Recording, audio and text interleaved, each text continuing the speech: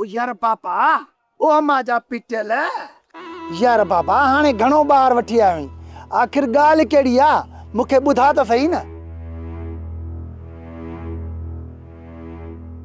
अरे जरा हिकड़ी गाल मुझी कन्न खोले बुधी छॾई पंहिंजे दिमाग में भी फिट करे छॾ। जेकर थोड़ी भी बाफ बार कढी न त काकड़े में हथ विझी पाड़ खां ज़बान छिके कढी छॾींदो सा।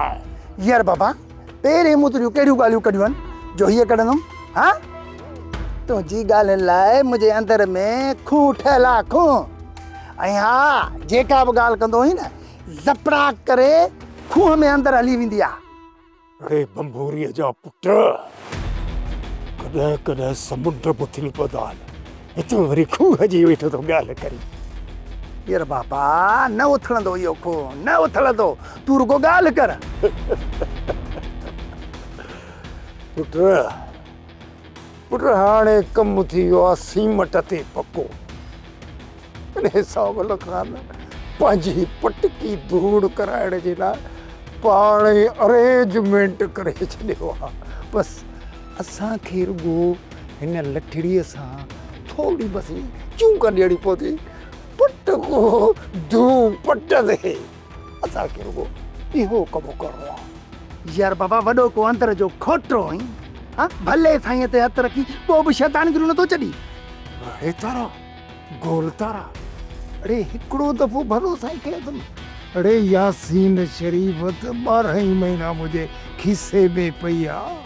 तूं छा थो सम्झी त इहो सावल मोड़ मारां पंहिंजे मथे ते जेका चङा मुड़सियारी पटकी रखी आहे उनखे ॾिसी मां ख़ुशि थो थियां।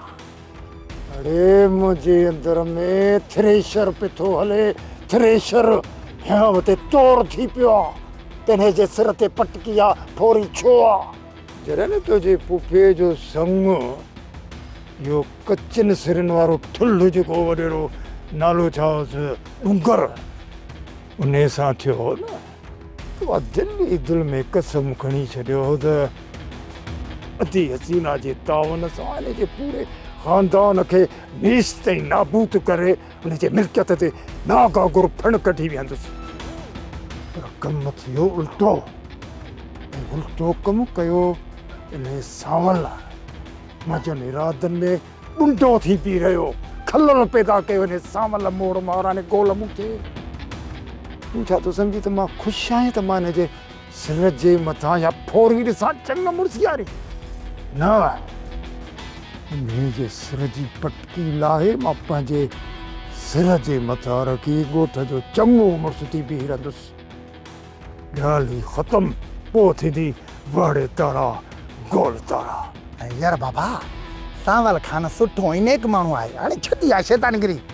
अड़े तॾहिं त इहो गोल ॿुधियो चङो मुड़ुसु नथो थी सघे न पर जेकर न मूं जहिड़ो हिकिड़ो कमीणो इंसान चङो मुड़ुसु थी वञे त पोइ त बाबा राज जी कमेटीअ खे मिलंदो इंसाफ़ खां आङूठो।